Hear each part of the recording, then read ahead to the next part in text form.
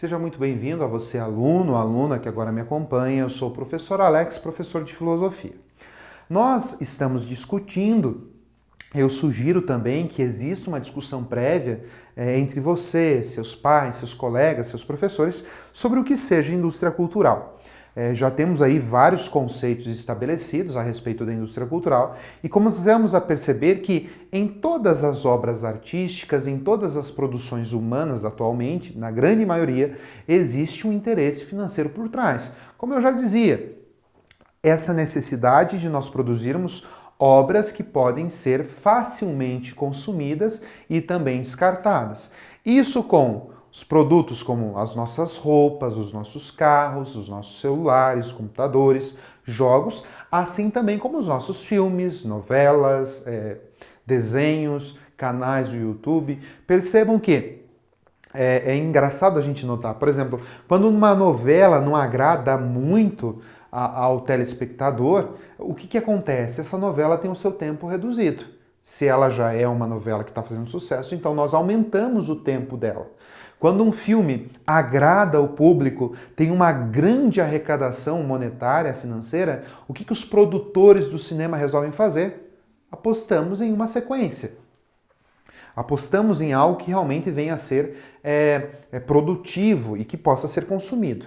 Agora, cantores, artistas, atrizes, atores, produtores de arte, eles também auxiliam. É claro que a gente não vai relativizar, falar que todo produtor, que todo artista, que todo cantor faz isso. Seria um grande erro nosso.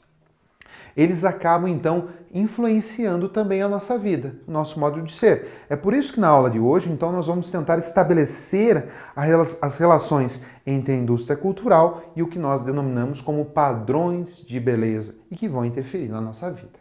Bem, algumas perguntas para que você possa iniciar o seu pensamento, iniciar a sua aula, de repente pausar a aula e refletir um pouquinho mais sobre elas, conversar com o pai, com a mãe, com o vô, com a avó, com o colega, com os professores, com a diretora, se necessário. Vamos pensar. As pessoas são padronizadas? Será que existe um padrão para cada um de nós? O que de fato nos define? Quais são os padrões de beleza que seguimos? E a outra pergunta, quem nos define? Repare que quando nós falamos de um padrão, nós estamos falando de algo que tenha uma ideia fixa, algo que nós devemos seguir. Essa ideia de padronização. Algo que precisa se encaixar perfeitamente. É quase como se fosse um quebra-cabeças. Você precisa ter exatamente aquelas características daquela peça para que você possa se encaixar e completar o quebra-cabeça. E é claro que esses padrões de beleza, eles também vão fazer parte da nossa vida e serão ditados pela indústria cultural. Percebam que em todos os instantes, muitas vezes a indústria cultural afeta, então, o modo como nós percebemos e o modo como nós vamos enxergar os seres humanos. Ah, professor, mas como assim? A propaganda, a mídia, então impõe na sociedade certas normas, certos padrões, sobretudo de beleza. Comecem a reparar nos atores, nas atrizes, aquilo que é expresso como belo, como bonito, embora o belo, o bonito, a beleza, ela seja muito relativa, percebam que como são as modelos que desfilam nesses grandes eventos de moda? Como são, quais as atrizes principais das nossas novelas? Como elas são? As atrizes principais, os atores principais dos nossos filmes, como são? Os personagens lá de jogos online, os personagens de videogame, como eles são apresentados, como eles são representados? Perceba que sim, existe um apelo muito forte, muito grande, para que você siga um padrão. Geralmente o padrão de beleza é estabelecido pela estatura, o peso, a cor do cabelo, a cor dos olhos, o tom da pele. Então, esses padrões eles são oferecidos por esses meios artísticos e, infelizmente, muitas vezes acabam sendo assimilados, acabam sendo perseguidos por cada um de nós. Qual que é o grande problema disso, professor? Afinal, todo mundo é livre para fazer e produzir arte da forma como queira. Muitas vezes, nós começamos a perseguir esse padrão que nos é passado, de uma pessoa alta, magra, cabelos de um jeito, cor de outro, que usa determinados tipos de roupa, que compra em determinada loja, só que nem sempre é possível seguir esse modelo, seguir esse padrão.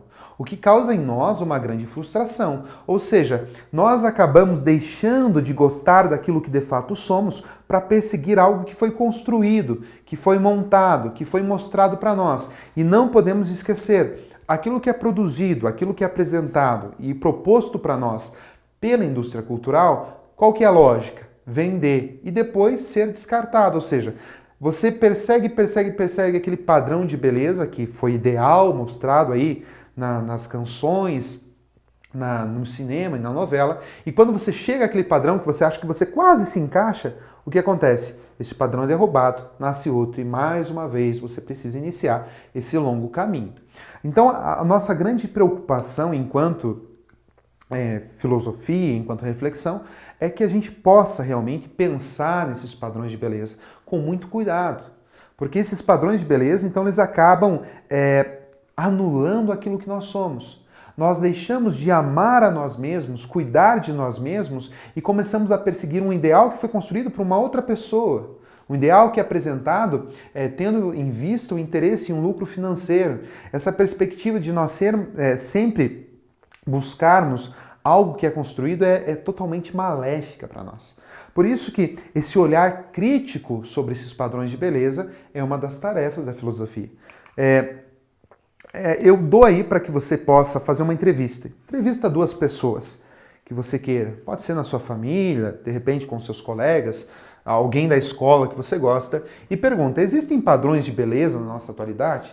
Na nossa sociedade de hoje, o que é um padrão de beleza para um menino? O que é um padrão de beleza para uma menina? E como eles nos influenciam? E percebam que essa padronização ela é angustiante. Nem todo mundo vai se adequar a ela. Nem todo mundo vai conseguir conquistar esse padrão. E justamente porque, querendo ou não, esse padrão ele nos coloca como se fôssemos todos iguais. E me digam, galerinha, pense agora, como que seria o nosso mundo se todos nós fôssemos iguais, exatamente iguais, tá? E também é importante, depois que você faça essa entrevista, faça esses 3 questionamentos, como por exemplo, primeiro, o que você percebeu sobre os padrões de beleza? Existem ou não existem? Há um padrão para todas as pessoas?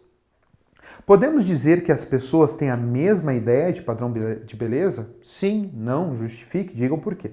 E também que nesse momento você coloque o seu esforço, o seu trabalho e pratique. Vamos lá.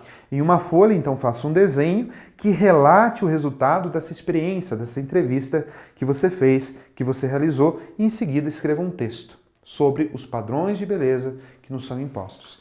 Pense, reflita e perceba o quanto esses padrões de beleza acabam afetando a nossa vida e o quão importante é refletir sobre eles e pensar sobre eles. Agradeço a cada um e até a próxima aula.